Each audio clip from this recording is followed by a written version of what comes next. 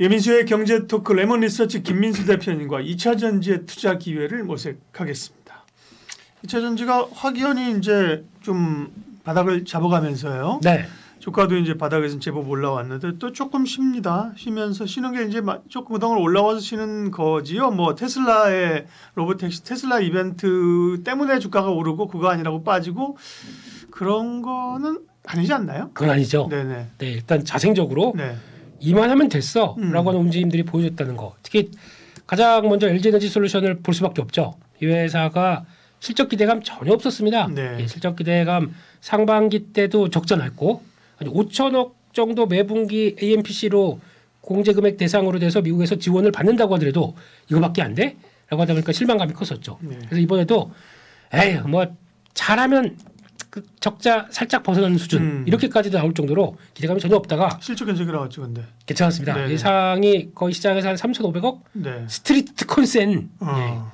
어디서 나온지 모르겠지만 네. 예, 3,500억 정도 봤었는데 한 4,480억 80억 정도 되다 보니까 한 1,000억 정도 더 나왔죠. 그래서 오 생각보다 잘 나왔는데 우와라고 물론 하긴 하지만 세부적으로 보면 아직까지 그 5,000억 그 금액 제공받은 거 빼게 되면 적자 한 170억 정도 나온다고 봐야 되겠죠. 근데 그걸 잘 보게 되면 그래도 이만큼 돌린 게 어디냐라는 쪽들의 변화. 그러니까 즉 어느 정도 캐즘이 끝나갈 수 있는 상황 쪽으로 돌아온 게 아니냐, 그런 밑바탕을 마련한 게 아니냐라는 쪽이고, 그중에서 전기차도 중요하겠지만 ESS죠.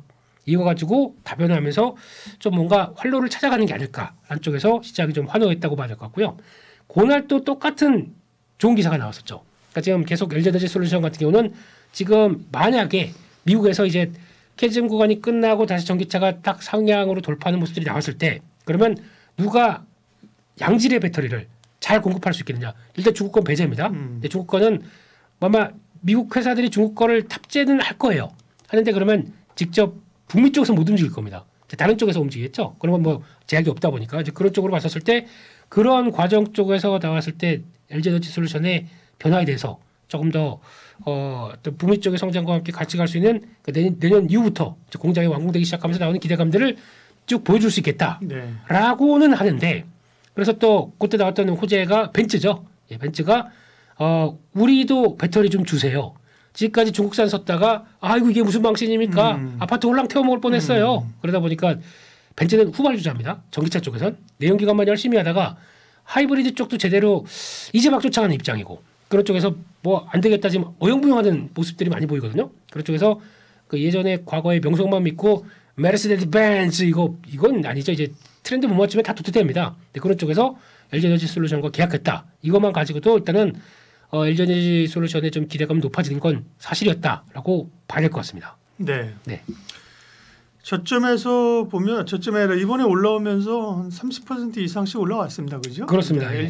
LG 엔솔 기준으로 하면 37% 제가 보는 걸로 보니까 많이 사실 단기적으로 많이 올라온 거죠. 그죠? 네. 물론 이제 이전에 주가를 생각하면 아직도 갈 길이 멀었지만 네. 단기적으로 많이 올라왔는데요. 네. 테슬라는 뭐 로보택시도 그렇지만 테슬라의 영향력은 이제 2차 전지하고는 어떻게 봐야 될까요? 전과 같지는 않잖아요. 그렇다고 간과하기는 또 그렇고. 그렇죠. 네. 그래도 큰 시장적인 측면으로 봤었을 때 테슬라가 보여주는 그림들은 당연히 주목을 해야 되겠죠. 네. 그래서 이제 아마 이 방송을 보시게 되면 다 나왔겠지만, 네, 근데 그 전이다 보니까 저희는 유출을 할 수밖에 없습니다. 유출을 하는데 가장 첫 번째 이제 보여주는 사이버캡이라고 합니다. 그 적용되는 로보택시에 대한 적용되는 모델을. 근데 그게 문이 키트도 문이 위로 열렸었죠. 네. 예, 전격 제작전의 키트. 거기서도 막 그 이름이 마이클이었나요? 주인공이? 기억 안 나는데요. 네. 아우 기억 안 나시는 것처럼 네, 그러시면 네. 예, 저 혼자 나이가 많은 것처럼 네. 예. 키 부르는 것만 생각납니다. 예, 그럼 막 네. 그 자율주행 있지 않습니까? 알아서 쭉 갔다가 AI 탑재되고 돌아와서 막 얘기하고. 근데 그게 AI가 탑재된 건가요? 뭐 외계에서 뭐가 돼서 뭐 아무것도 모르겠습니다. 옛날 거 한번 다시 보겠습니다. 근데 그런 것처럼 위로 열리고 운전석이 없대요. 근데 운전석이 없게 나올 걸로 지금 추정을 하는데, 운전대가 없으면은 이게 미국의 교통부에서 허가를 받아야 됩니다.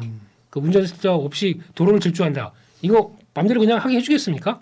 그러면 그거 허가를 받는 데도 시간이 좀 걸릴 것이다. 라는 쪽도 얘기를 하고 있거든요. 그렇기 때문에 그거는 봐야 될 것 같고, 두 번째 이제 FSD가 얼만큼 어떻게 적용되느냐 이거에 변화합니다. 그래서 지금 얘기하는 저가 모델을 FSD에 탑재시키면 이게 그러면 사람들이 싸게 탈 수 있고 거기다 자율주행까지 되고 네. 와우 그러고 있는데 거기다가 이제 이게 상용화로 되기 시작하는 모델들. 그러니까 즉 뭐냐면 우버 같은 개념이죠. 이거를 이제 저희가 스마트폰으로 지하 주차장에 있는 거 내 테슬라 그 로보택시는 부를 수 있습니다. 그럼 지가 알아서 쭉 와서 내 앞에 오겠죠.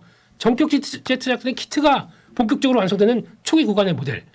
그러면 이런 것도 좋아하시는 분들은 또 와 나 이런 거 원하고 있었어. 차 안에서 이러고 싶었어라고 하시는 분들 또 수요는 자극할 수 있겠죠. 근데 가격이 싸집니다. 그러면 자극할 수 있겠죠.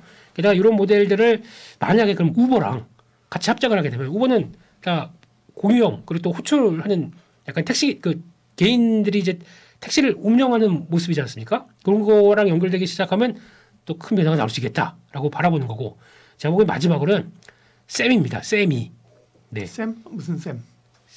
쌤이 얘기했습니다. 네. 우리 훌륭하신 네. 예 머스크 쌤이 네. 예, 그게 아니고 셈이 네. 예 이게 뭐냐면 큰 트럭이죠. 그 제가 사이버 트럭은 저 SUV 같은 거고 큰 트럭 물류에 쓰는 트럭 같은 건데 이게 이제 FSD가 탑재되기 시작한다. 그러면은 이제 딱 생각할 게 동부에서 서부까지 그렇죠.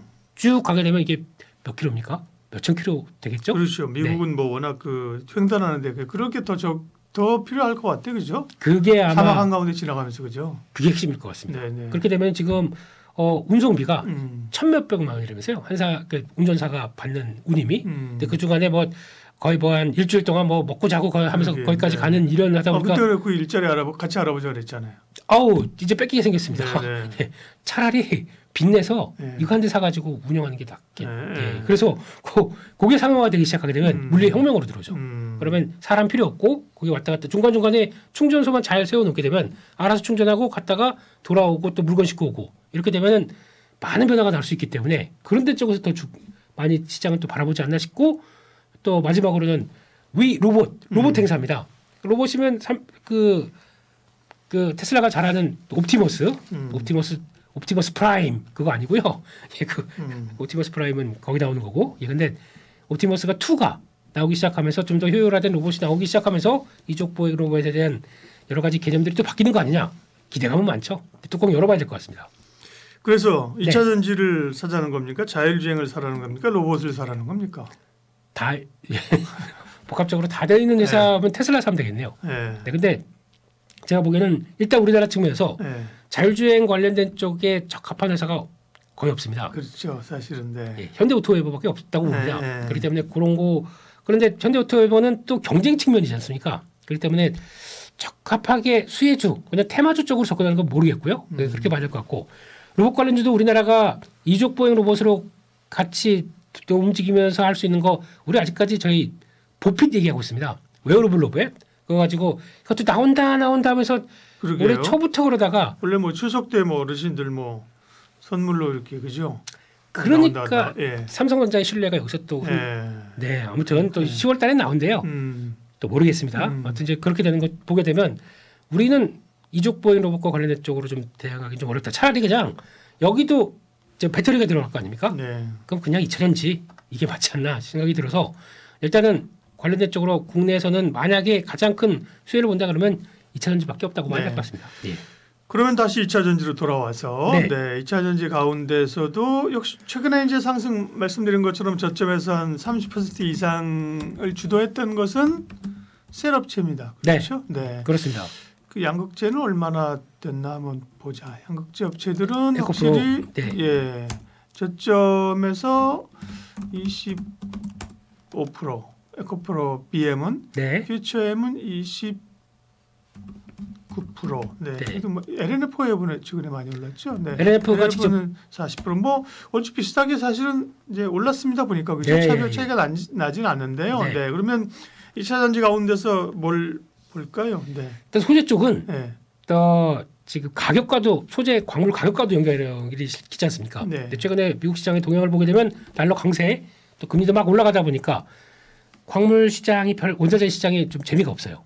이것도 같이 올라가기 시작해야 Q가 살아나고 P도 올라갈 수가 있을 텐데 아직 그게 좀 완벽하게 나오지 못하다 보니까 조금 주춤한 것 같고요. 그런 쪽에서 아마 양극재 중심으로 소재 쪽은 트레이딩하는 게 맞을 것 같습니다. 단기적으로 좀 올랐다 그러면 저기다가 다시 네, 밑에서 네. 받는 준비하시는 게 좋을 것 같고요.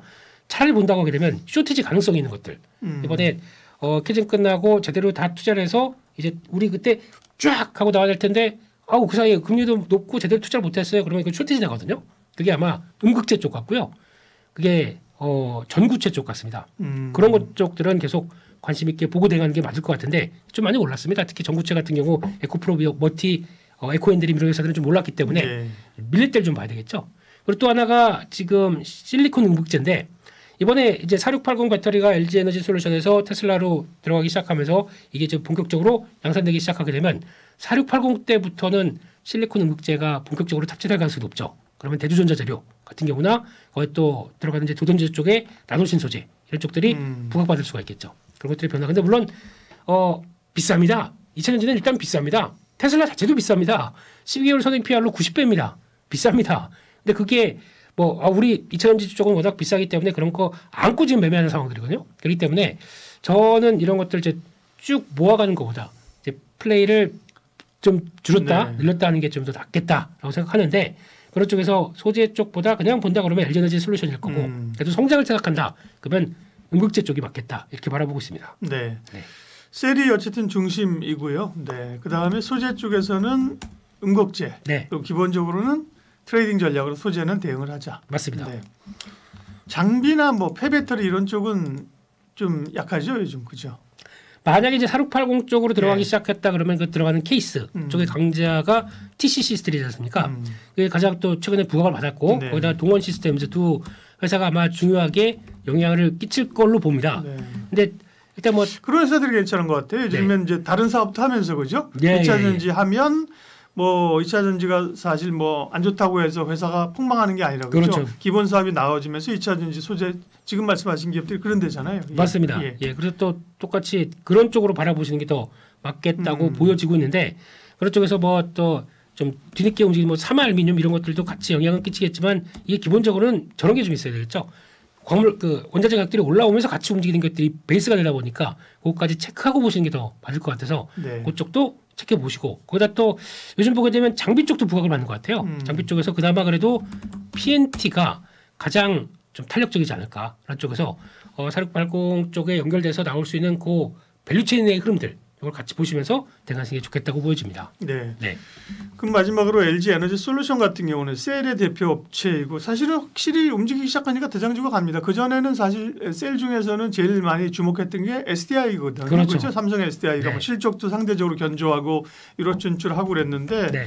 이게 탄력 받고 이제 외국인들 수급 기관들 수급 들어오니까 메이저 네. 수급 들어오니까 LG 에너지 솔루션이 확실히 그죠 앞에 치고 나가는데 그러면 셀 입장에서는 LG 엔솔 같은 경우는 투자를 그런 트레이딩이 아니라 그냥 약간 바이 앤 홀드 전략으로 가도 되는 거예요? 네, 그래도 될 것 같습니다. 근데 네네네. 중요한 거는 쫓아가지 마세요. 이게 보게 되면 LG 에너지 솔루션 같은 경우도 이제 그 패턴을 보게 되면 네. 항상 이제 우상향으로 맞춰놓는데 일정한 자리 들어갔다가 올라오고 들어갔다가 오는 이런 과정들이 나오거든요. 그럴 때 보게 되면 저희가 이제 차트가 이쁘네 돌파 매매 그러면서 막 올라갈 때 따라가게 되면 항상 들어가는 단가가 고점일 수밖에 없습니다. 그렇기 때문에 그거 말고 갔던 거 확인하고 눌리는 이런 자리 쪽에서 들어가는 게 제일 좋겠다고 보여지고 있는데 그래도 초과 수익을 노린다. 그럼 LG 에너지 솔루션이 지금 여기서 만약에 직전 고점을 돌파한다라고 하게 되면 당연히 내년 실적은 최근에 2, 3년간 보여줬던 실적보다 제일 좋아야 되겠죠. 그런 게 나올 수 있는지 그런 타진해 가시면서 보셔야 될 것 같고